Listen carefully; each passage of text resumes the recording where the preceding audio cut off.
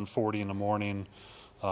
Let's meet over at the gate outside, kind of where we come in for media day to visit with the players. So we'll meet there around 7:40 for those of you that want to come and watch a little bit of practice.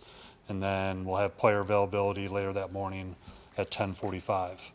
I emailed out the spring prospectus. If you didn't get that, it is available for download on hawkeyesports.com, and there's some hard copies over there. There will be a transcript today. Just like in the fall, raise your hand, identify yourself. We have microphone holders. This is being streamed live out on YouTube. So, get to Coach. Thanks, Matt. Good afternoon to everybody. Good to see everybody. Good to be back at it a little bit, and just start out by congratulating Coach McCollum. Great to have him join us here, and did a great job at the press conference yesterday, and also to Beth and her staff just for. I know it's a really intensive process anytime they go out and hire someone. So, I think they did a great job. I'm just excited for them. Wish them all the best as they move forward. A couple things, and we'll talk a little bit about our team. But I think it's been a really quiet off season, which is good. Quiet's fine by me, and I think it's been really productive as well. We got back here in January, I think, as you know, and it's a really important period for us. The winter program has always been important, still remains that way. I think it's a real opportunity for guys to develop and grow physically, mentally, and it's time for the team just to start coming together. So a lot of things that we do measure. Really pleased with the results, all the things that are measurable. Coach Braithwaite and his staff do a great job there, and overall, I think the effort was good. The work ethic that our guys demonstrated was good, and seems to have our team has a really positive attitude thus far. So it's encouraging as well. And then obviously it was good to transition into the practice phase this morning. Had a chance to get on the field finally, and that's always an exciting start. And this is really one of my favorite times of the year because it's pure teaching right now. It's all about player development. There's no game planning, no timelines, no rush items, that type of deal. And really it's about teaching on our part, the coach's part, and then our players going out and working to see what they can do to grow and develop. And that's simply the goal for everybody in the room, whether it's a 6-year senior or, a handful of guys that joined us back here in January, whether new veterans.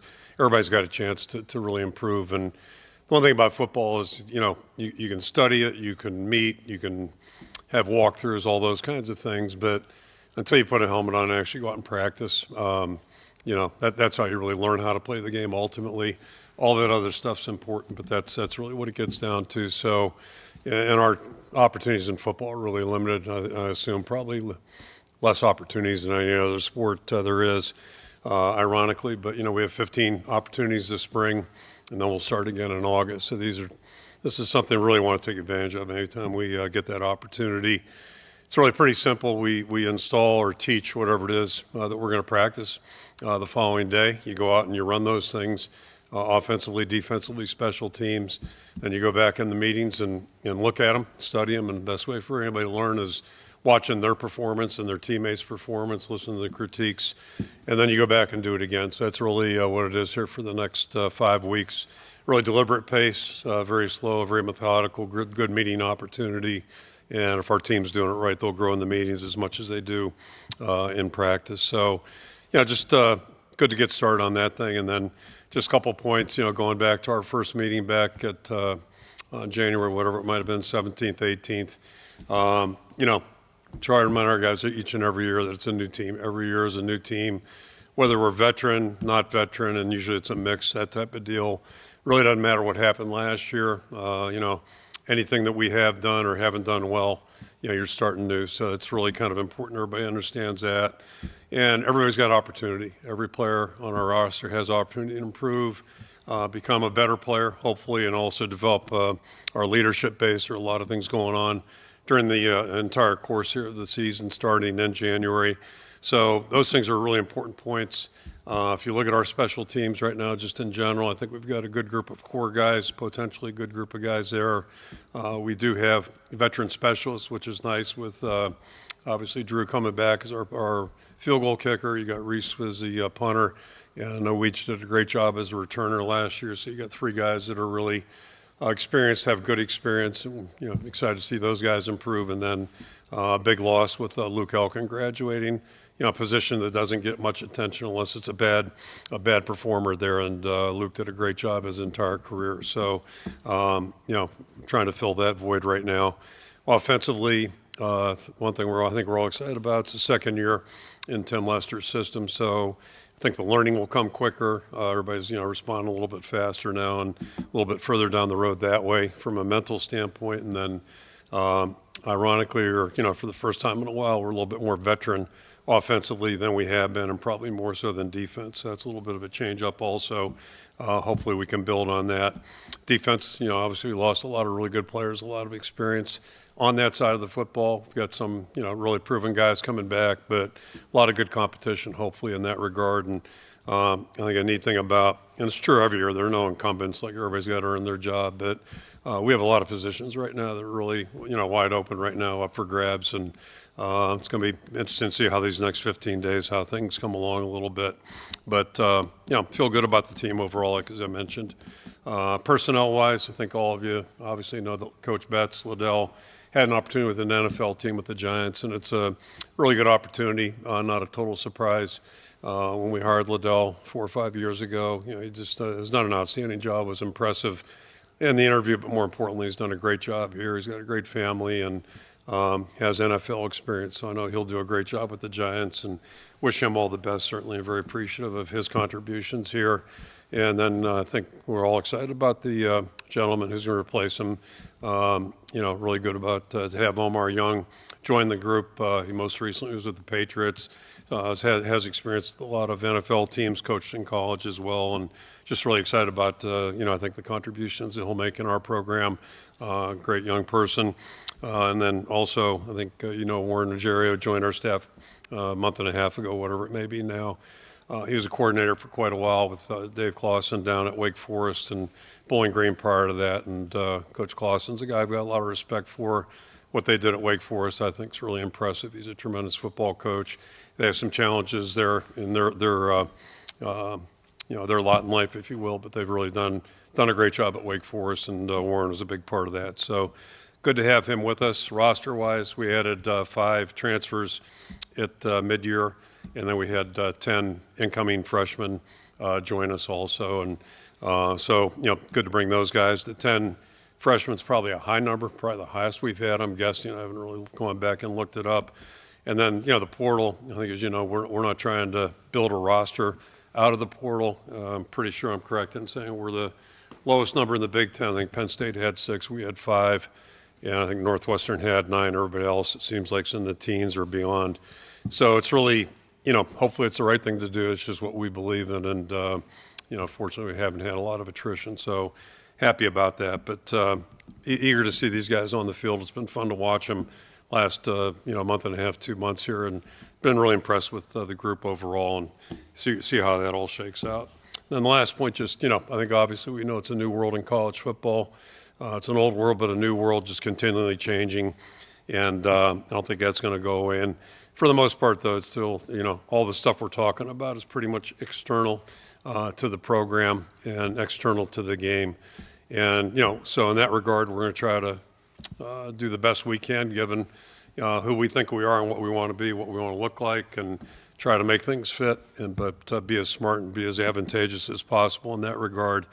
And then the game itself really doesn't change. And the way we approach the game, how we're going to coach it, and all those types of things, I don't see that changing a great deal. So, it still gets down to trying to find players that really love the game, love the competition, love the challenge of trying to get better, and also have an appreciation for, an ultimate team experience. And to me, that's what a good football program is. It's what we're going to try to build on a daily basis and see what we can do. And to me, if you get the right people that have the right priorities, they figure out pretty.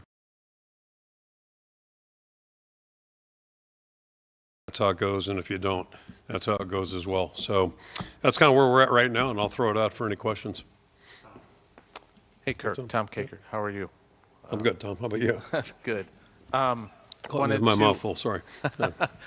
Wanted to ask about Gronowski and his recovery. Where is he at? Is he ahead of schedule? And any other guys that might be missing out on spring ball due to out-of-season surgery? Yeah, he's the biggest one probably right now. Brian Allen had surgery too, which is going to keep him out.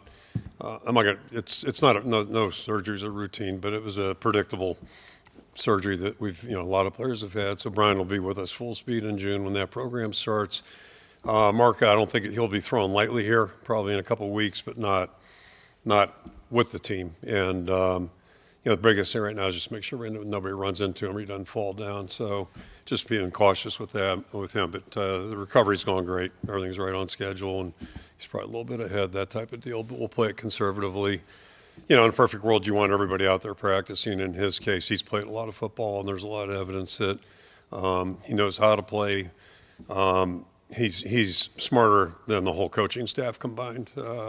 Dean's list guy in mechanical engineering. So, that part's, I think, going to come really quickly for him. And Tim spent a lot of time. Tim didn't go on the road this year, so he spent a lot of time with the quarterbacks individually and collectively. More so individually during the winter months, and it's, I think he's caught on. For new players, it's like learning a new system or a new language. That's the biggest difference. No different than when players jump in the NFL. So they just got to learn the language, all that type of thing. But no, it's all going good, all going well. Hey, Kirk, Elliot Clough, Hawkeye Beacon. Regarding Mark, what are your initial impressions of him so far? You've only been around him for, a couple months now? So, what are your initial thoughts? Well, I mean, first of all, we got to see him on film, and that speaks for itself. Whether it was, how he played, but more importantly, I think, quarterback's all about, it's a leadership position. There's no avoiding that. And, he clearly did that. I mean, he delivered his team to victory a lot, and that's really impressive. Under-recruited guy. We had one of those about 25 years ago or 35 years ago. I'm dating myself. Or is it 45, whatever? 1981, that's 40 plus, right? But anyway, another recruited guy from Chicago did pretty well here. And that's one thing about that position. It's a really tough position to get right. I'll deviate for 1 second. I had some free time last week and just going through some stuff. I tend to collect stuff. It was an article about a pretty prominent school in the South that had, it was like one of the first big bonus baby contracts, if you will, NIL. And I looked at the guy's name, and I don't know who he was, with all due respect. So anyway, I think he's on his third school now. It didn't work out wherever he had gone, and despite the money they paid and all that other stuff. But my point is, that's a position that's, you never know. And hear Bill Polian talk about it all the time. It's about 1 out of 2 that they get right, whether the guy's the first guy, second guy in the draft. There's really no way, but in this case, Mark's a proven player. He's done it on film. Hasn't done it at the Big Ten level necessarily, but good players are good players in my mind. And I think I'm more impressed with just kind of person he is and just his demeanor. He's I would call him kind of fairly quiet, but he's got a humbleness to him and a confidence to him that's very genuine, I think. And I think that whole room is really good right now. Hank's been a great addition. Can't say enough about Brennan Sullivan going back to June when he showed up last year. His work ethic, just his personality, his leadership traits. And so it's a really good group of guys right now. They're really competing well with each other. John Seppi, Gazette. With Omar Young, with his hiring, kind of what stood out to you in particular about his background that you liked? And I realize it's only been about a week and a half or so, but kind of what stood out to you about him so far now that he's here? Yeah, I'm not saying I like doing coaching searches because, perfect world, everybody stays here, but the world's not perfect, and Liddell's a great example. He had an opportunity he's really excited about, and I get that, and I'm fully supportive. I think that's every coach's decision to make a decision on what's best for him, and that one made perfect sense. So, it was the fun part of it is, we all work collectively on it. I say we, the offensive staff primarily in this case, and, you start doing research, and, we started out pretty much got it down to about a list of 4 or 5 that we were serious about, and then cut that back by a couple. But, felt really comfortable. There were probably 3 guys that we could have, I think, hired very easily, and it would have worked out really well. But Omar just kind of rose, and the last step of the process was bringing guys to campus and, spending time with them in person. We did Zoom calls. You do a lot of calls and research and try to check sources, all that.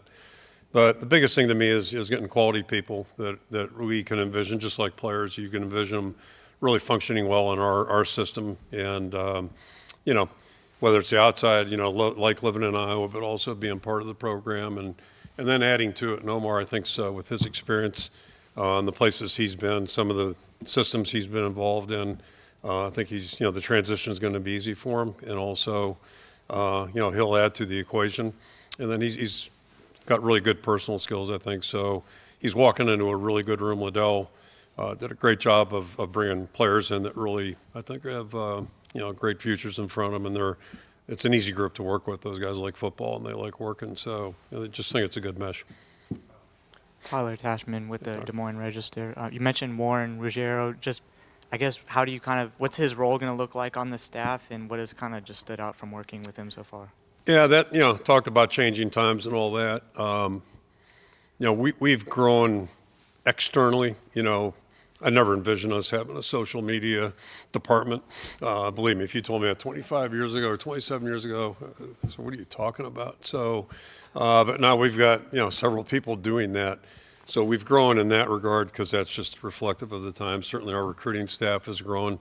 We had one person 27 years ago now.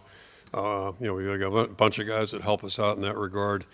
But where I'm going on the whole thing, football-wise, one thing I've kind of been resistant to, and I just prefer smaller instead of larger when it comes to staff. I don't think we need. The game hasn't changed. It's still 11 guys and 11 guys, and then 11 guys on every phase of special teams. But one thing I think we decided we could probably create some value since we practice on Mondays, which is unusual. We go Monday mornings. Sundays are really tough, and they have been since 2015 when we switched it. So basically, the whole idea is, he's going to be doing some advanced work, and it's great. He's been here now probably 5, 6, 7 weeks. So he's really learning what we're doing, what we do, and then obviously he's got a lot of good ideas too, which is really nice. He's got a wealth and depth of experience. But I think the way I envision it is, when we finish up on our yesterday's game on Sundays, Warren will already be, he'll have a jump start on whoever it is we're going into, whatever preparation, and, just have some ideas and some presentation stuff for Tim to help make his process a little quicker, and same thing for the whole offensive staff. So, we felt like it was a way to maybe improve, our preparation process, and I think he's been great. He's a football guy all the way. Chad Leistico, Des Moines Register. Obviously, Gronowski's not practicing. So what is your goal for the quarterbacks that are here now? You obviously have a much more fully stocked quarterbacks room. Yep. Is Gronowski like you feel like in your mind that's your one, and now you're seeing who's two? What are you trying to do this spring with those other guys? I think the way I'd phrase it, we feel like we know the most, ironically, about Mark, even though he's not practicing. That doesn't make sense. But it's contradiction in terms, I guess. But, he's played the most, and, he's got that production. So, that's a starting point. And then the guys in the room we're really excited about, but none of them have, played 20 games or, 30 games. So this is a really good opportunity for them. Obviously, Brandon's a hell of a lot more comfortable now with what we're doing than he was a year ago. He got here in June. To me, it's amazing what he did pick up in a short amount of time. And the same thing with Hank. And, you got Jimmy there, and then Jackson's back too. So we're just going to let those guys practice and play and all that kind of stuff. And then whenever Mark's able to join us back, and really, we're not going to be evaluating or competing until August, then we'll go through that and just see what happens. But overall, the whole room is, pardon the pun, it's a lot healthier. And I just think we've got a better situation than we've had. And ironically, Spencer has been back in the building. He had another procedure done, but anyway, he's been around here for a while. And, whenever he got tackled and that shoulder blew up a couple of Novembers ago, it's been a rough go since then, So, it's just the way it goes sometimes. You do the best with what's in front of you, but I'm optimistic, and all of us are, that we got a little better potential right now as we move forward right now. I'm looking forward to seeing where it all goes. David Eichholt, HawkeyeInsider.com. Kirk, appreciate the time. It seems like whenever fall camp rolls around or spring training comes around, you kind of light up when you talk about the team and just the pure football aspect of it, other than social media, other than the game weeks and preparation. What is it about spring practice that you enjoy the most? Is it the purity? Is it just kind of focusing on yourself? So I'm just kind of curious what your insight is. Yeah, the two most favorite times of the year for me, outside of being with my wife, Mary. Okay, just, you know, we're out on a date, and we went on a date last week too. It was a pretty big deal. Like went to, you know, had dinner. It was a really nice night. But outside of that, okay, what I enjoy is being with our players. Like that's the fun in coaching.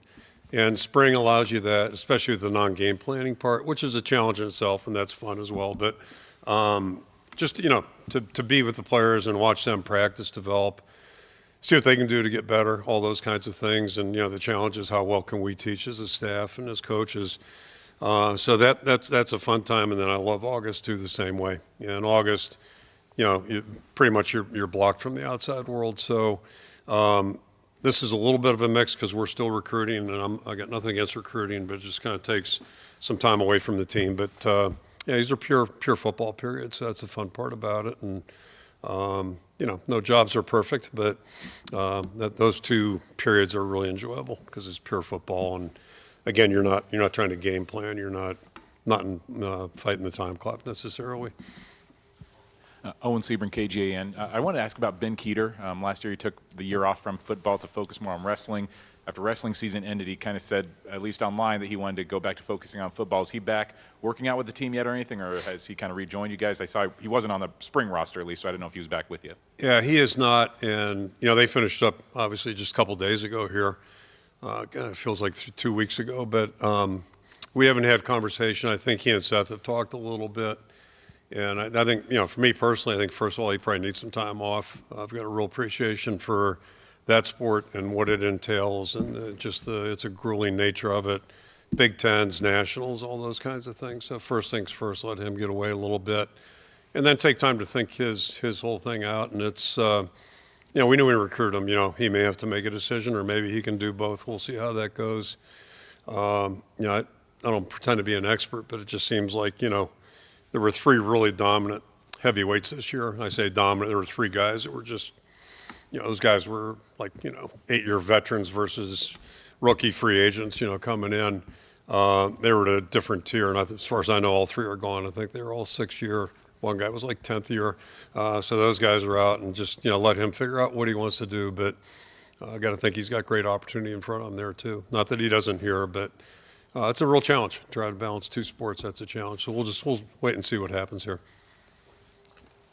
Blake Horstein, Hawkeye headquarters. Kirk, good to see you again. You know, Jay Likewise. Higgins is somebody that had all the production in the world here, but as far as like the draft industrial complex, maybe not a first, second, third round pick. Yep.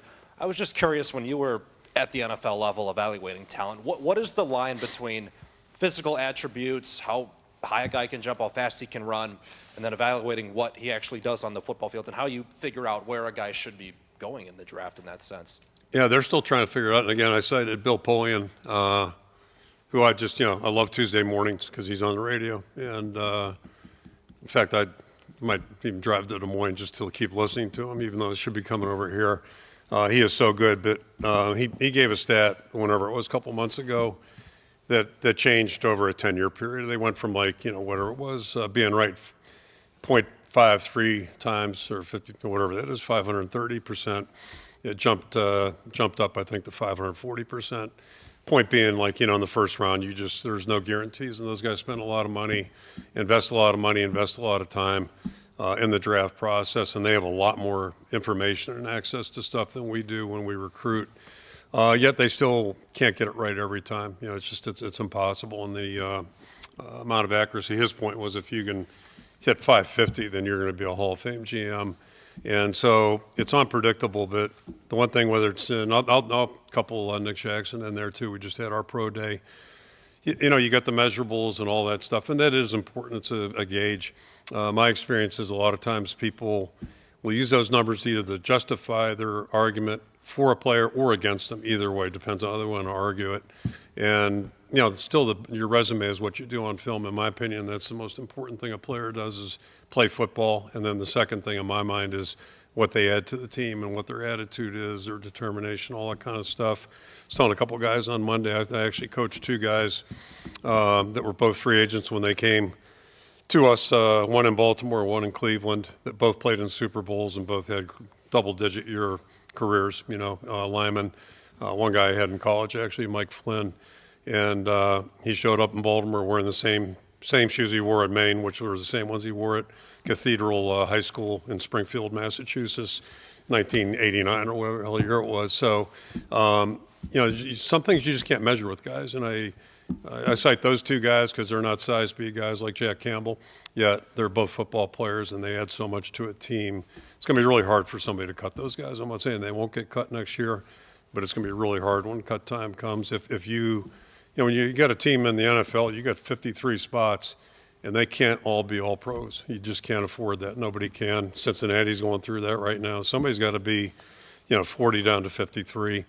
And if you can play special teams and add other things to a team and be versatile and be smart, there's a lot to be said for that. LeVar Woods is a pretty good example of that. He walked out of here. I wasn't sure he was fast enough. I thought he might be a last cut guy. He played 7 years. So a lot of examples of guys that just, they got the right attitude and the right stuff internally. They can carve out a nice career in the NFL.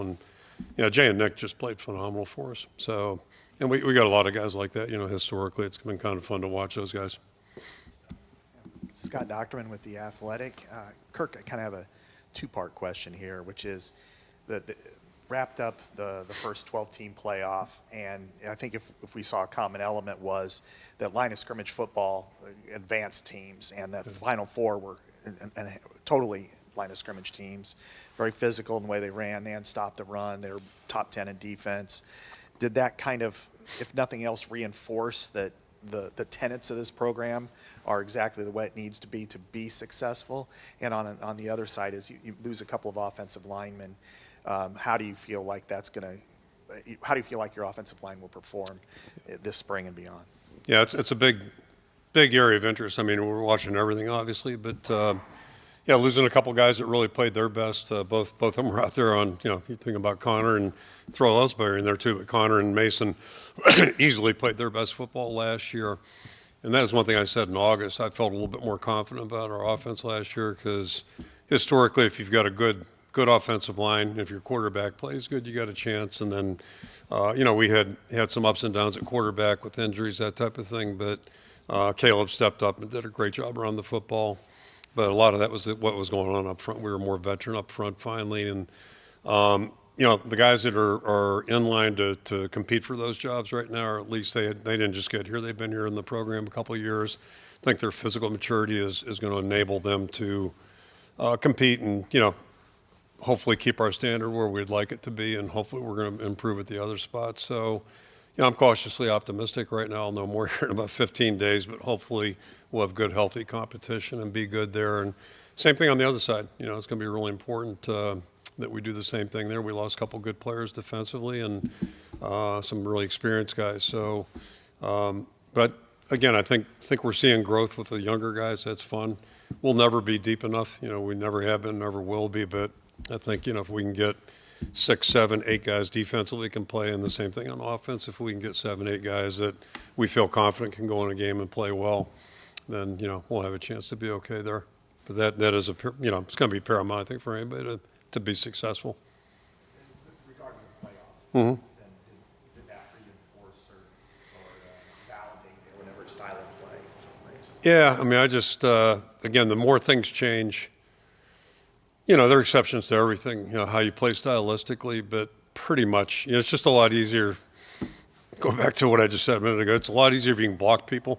It's a lot easier to be good on offense no matter what you do. And if your quarterback play is good, that makes things a little bit easier too. And it's been a challenge for us. I mean, I think everybody knows that. And it's nobody's fault. It's just, we've had some injury situations that have been a little bizarre there at that position.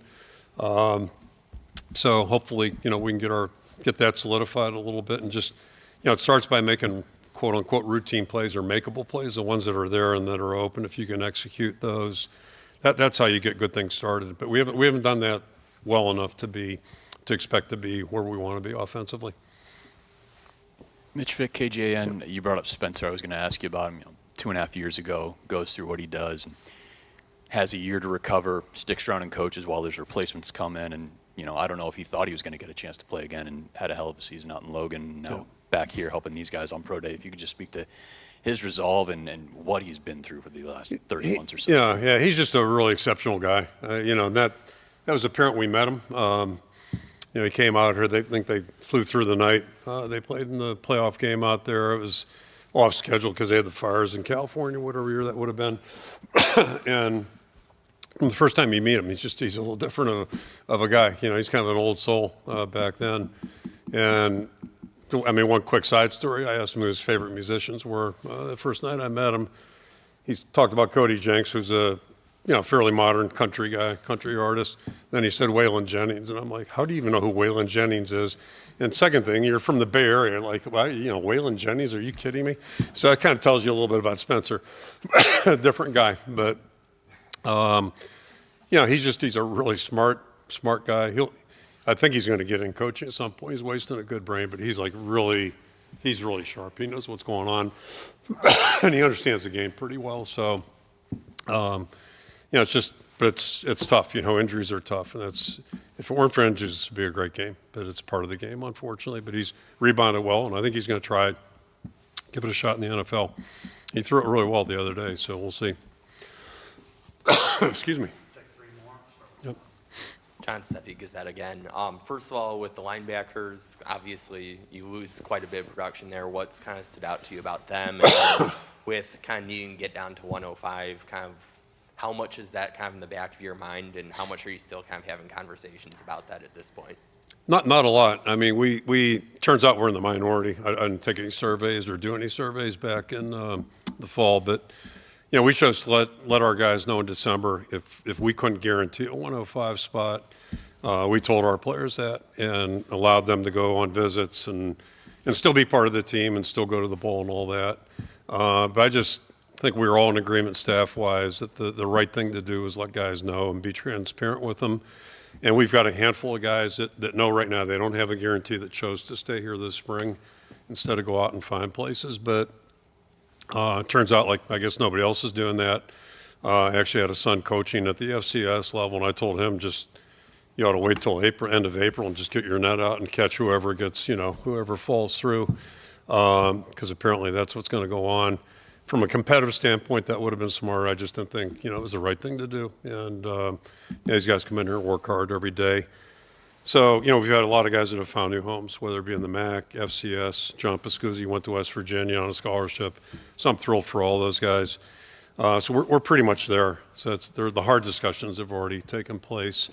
And not to be critical, but if I would, make a recommendation, it would have been nicer if they'd stair-stepped it down, given us a year to get to 105, kind of going. But it is what it is, so we've dealt with that. So I think our roster's pretty much where we need it to be right now. It's pretty much under control. And as far as the linebackers go, we graduated 3 really good players. Kyler Fisher had an outstanding pro day out there, maybe as good as anybody. You hate to lose that kind of leadership and production, but I'm anxious to see, what's going to go on. Jaden Harrell's been here. He's been working his tail off, and it just seems like his demeanor's grown since, maybe it's my imagination, but since January. So eager to see the guys on the field and who's going to emerge, who's going to compete. But I think we've got a really healthy competition, and I think we've got a bunch of guys that are eager to go out and play well, given their opportunity, no different than Jay a couple of years ago when the door opened. Boy, he played great for us, and he won't be a first rounder, but he was a first round talent college-wise for us. Played awesome. Tyler Tashman with the Des Moines Register. John Nestor said he's entering the portal. Mm-hmm. Just the defensive back room at this point, how do you evaluate kind of where that's at? Yeah, that's one less guy in the competition, basically. And that's what it is, and it's what it was when he came in to tell me he was going to be leaving. Right now the 2 most experienced corners are Deshaun and TJ. But I think we've got a bunch of guys competing right now, and it's kind of similar in the secondary a little bit with Quinn graduating. But I guess it's kind of like a lot of places right now. I'm excited to see what happens. I think we've got a lot of guys. I'll start with Deshaun and TJ. Both of them have improved in the winter program. They're stronger, more mature, tested out much better than a year ago or 2 years ago. So, which is what you're hoping will happen. And then we've got some young guys, behind them. I'm eager to have an opportunity too. So it's different, as I kind of alluded to in the opening comments about the defense being, I think we all knew Higgins was going to be our Mike backer last year, and that's how it shook out. Right now, there's a lot of variables going on and a a lot of different moving parts, and it's going to be fun to kind of see how it all shakes out. But again, concerned about depth always. You never feel like you have enough good players, guys that can go into a game and be ready to play. But I also think we have a lot of guys that have the opportunity to maybe grow into that position, and we won't have the answers at the end of April, but we'll be further down the road and know more about where these guys are now compared to where they were in December. And I'll go back to one of the points I tried to make initially, especially I think in college football, NFL to a degree, but in college football, like the difference between a player in December, the next April, a lot of times can be really big and significant. And I would say the same thing in August, and especially with the younger guys right now. Some of those guys, it was the first real intensive winter program they've been through because they were wrestling or playing basketball, doing things like that, running winter track. And then, so their opportunity to grow and develop as football players is really, there's a bigger window. And that's kind of the fun part about it. So it's always curious to see who makes those jumps. And sometimes it's not first, second year guys, but it might be a third or fourth year guy. I remember when Mike Daniels, all of a sudden it was in December, but all of a sudden it's like, whoa, this guy, what happened to him? All of a sudden he was just like turbocharged out there. So just, when a guy hits stride a little bit, but, they got to be investing. And I think our guys are investing, so that's kind of curious to see what happens here. Yeah, Chad Leistikow, Des Moines Register again. At the very beginning you said there's a lot of positions wide open right now. Yeah. So to you as the head coach, which ones are most fascinating to you? Which ones are most intriguing to you as you go into spring here? It's all kind of interesting because you just, it all kind of meshes together. I don't think there's a lot of drama. Like I think I know who our center is going to be right now. I got a pretty good feeling on that one. But, some guys make it easy that way. That was Higgins a year ago, I guess. But, there's a lot of interesting things going on. So, it's all curious about all of them, quite frankly, because it's all going to impact everybody else. So I don't know. It's all good. It's one of the fun parts about this thing. So we'll see. We'll see. Maybe deep snapper, because, I know this. It's hard to get out of a game if you don't have one. We don't need that problem. Wow. I think we'll get that solved. Okay. Thanks, guys. We'll see you this spring. Thanks, Kirk.